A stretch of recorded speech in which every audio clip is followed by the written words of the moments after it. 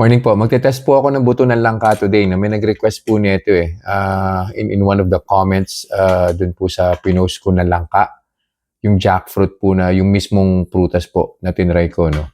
So meron po ako ditong 8 pieces na buto ng langka. 25 grams po to, yung total weight po niya. So bakit po 25 grams lang? Sinerch ko po kasi to for every 100 grams ng butong langka, mga 30 to 40 grams ng total carbohydrates meron siya. In a form of starch siya. So starch po yan. Pero, sabi rin po rin sa article, meron po siyang probiotics na nakakatulong po sa gut or dun po sa sikmura po natin o sa tiyan po natin. So kumuha na po ako ng baseline blood sugar, 86 po siya currently. Kainin ko po to. And then balik po ako after 2 hours and we'll see kung ano po yung magiging epekto niya.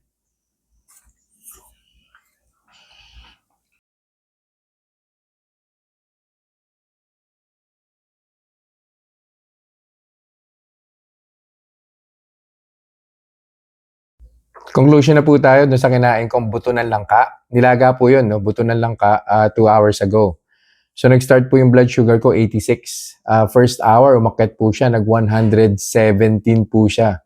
So whopping 31 units po yung dinagdag po niya. No? After 5 minutes, nag-119 pa po siya. Pero yun na rin po yung peak, yung 119. And then on the second hour, bumaba naman po siya, 112.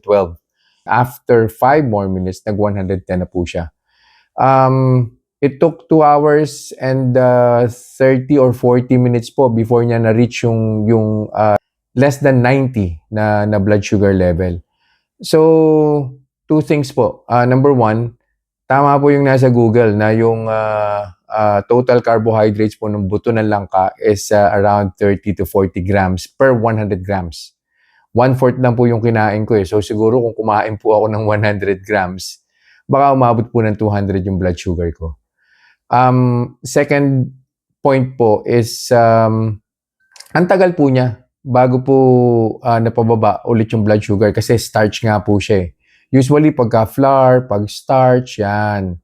Mahaba po talaga yan. Minsan umaabot pa nga po ng 3 hours, 3.5 hours bago po niya maibalik sa baseline yung blood sugar level po.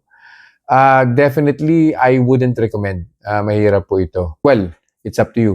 Pwedeng maging iba po yung resulta sa inyo, pero sa akin, hindi po talaga maganda ang epekto ng flour, ng starch, yung pong rice, yung mga root crops, talagang hindi po talaga po pwede sa akin. So yun lang po for this review. I'll see you guys in the next vlog. Bye-bye. Reminders lang po, huwag pong mag-aanli. Always eat in moderation. Di po ako doktor, so whenever in doubt, konsulta po kayo sa doktor ninyo.